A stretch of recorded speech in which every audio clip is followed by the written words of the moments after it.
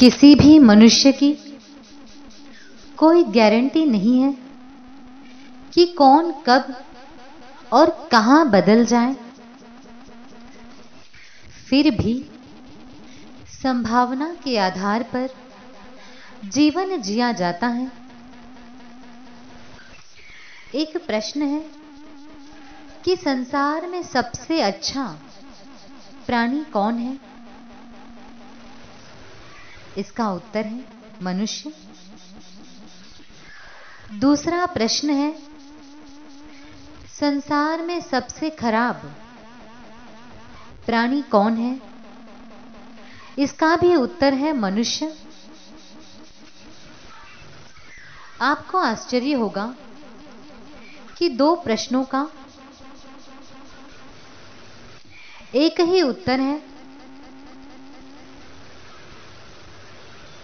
दो प्रश्न एक दूसरे से बिल्कुल उल्टे हैं और फिर भी दोनों का उत्तर एक ही है। जी हां, संसार में सबसे अच्छा प्राणी मनुष्य इसलिए कहलाता है क्योंकि जितने अच्छे से अच्छे काम, जितने अच्छे कार्य मनुष्य कर सकता है, इतने अच्छे काम और कोई भी प्राणी नहीं कर सकता। इसी प्रकार से संसार में जितने भी बुरे से बुरे कार्य हैं, वो मनुष्य कर सकता है। इतने बुरे कार्य और कोई प्राणी नहीं कर सकता है। इसीलिए सबसे अच्छे कर्म करने के कारण मनुष्य को सबसे अच्छा प्राणी कहा जाता है और सबसे बुरे कर्म करने के कारण मनुष्य को सबसे बुरा प्राणी भी कहा जाता है। कर्म के कारण मनुष्य अच्छा या बुरा कहलाता है।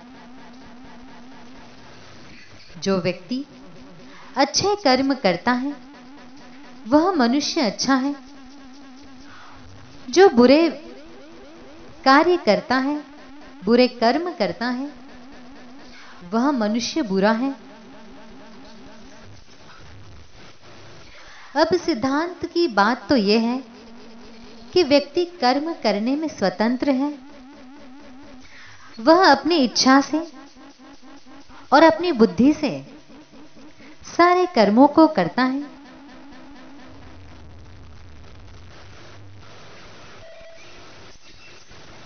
जहां जहां वह संविधान की सीमा में रहकर कर्म करता है, संविधान का उल्लंघन नहीं करता, वहां तक स्वतंत्रता कहलाती है। और जब व्यक्ति संविधान की सीमा का उल्लंघन करता है,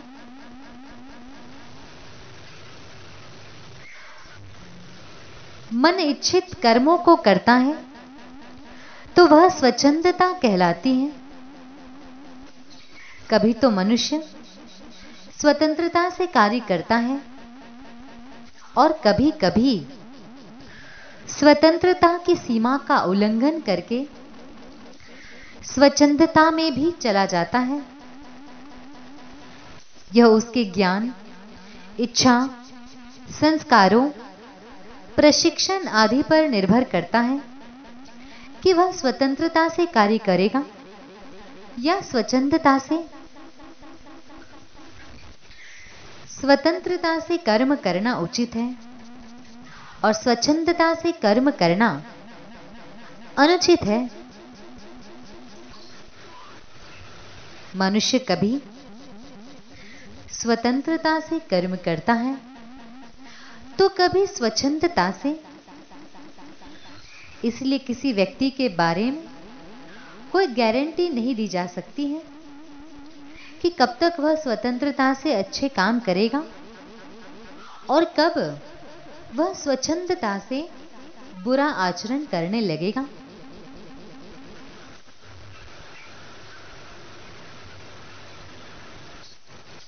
हर व्यक्ति को लोगों के साथ व्यवहार करना ही पड़ता है। तो कैसे व्यवहार करें? सब लोग एक दूसरे का परीक्षण करते रहते हैं। पिछले अनुभव के आधार पर आगे की संभावनाएं देखी जाती हैं।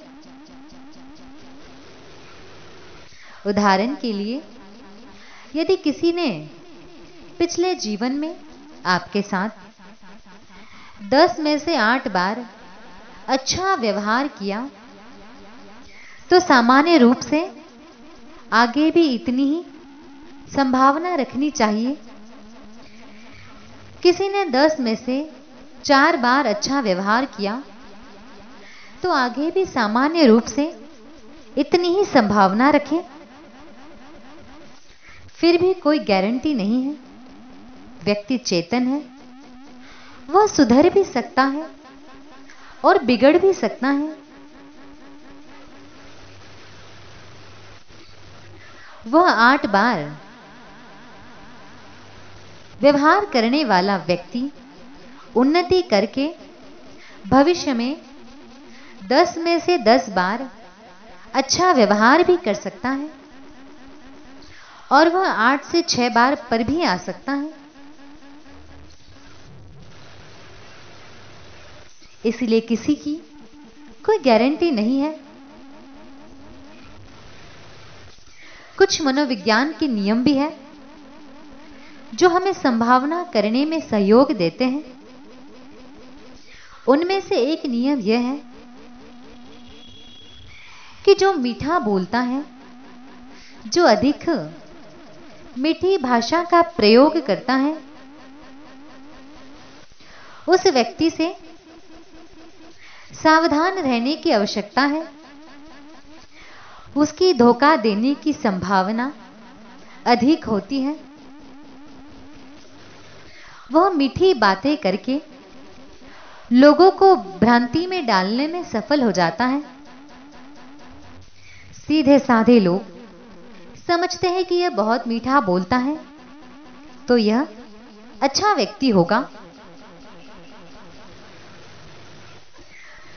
उन्हीं मीठी बोली बोलने वाले कुछ लोग अवसर आने पर विश्वासघात करते हैं और बेचारे सीधे साधे लोग उनसे धोखा खा जाते हैं।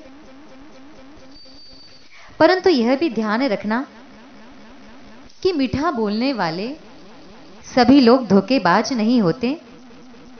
उनमें कुछ अच्छे लोग भी होते हैं जो धोखा नहीं देते। जो लोग स्पष्टवादी होते हैं, वे बिना घुमाए फिराए सीधी बात करते हैं।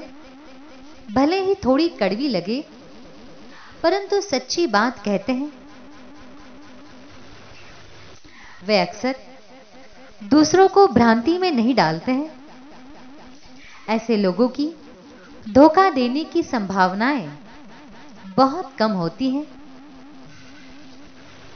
इसीलिए भविष्य के व्यवहारों में इस नियम का भी लाभ लेवे।